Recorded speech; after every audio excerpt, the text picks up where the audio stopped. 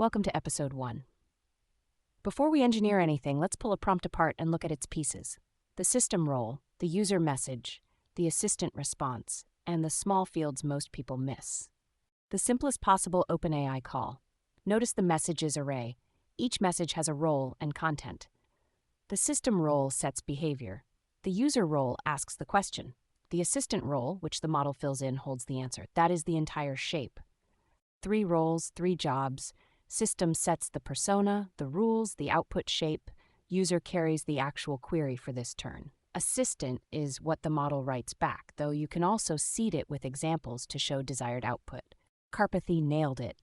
Words instead of syntax, but every piece of guidance counts. Sloppy prompts ship sloppy outputs. 3 knobs you will touch every day. Temperature controls randomness. Drop it for deterministic tasks, raise it for creative ones. Max tokens caps the response length. Seed makes runs reproducible for tests. Everything else stays at defaults until you have a reason.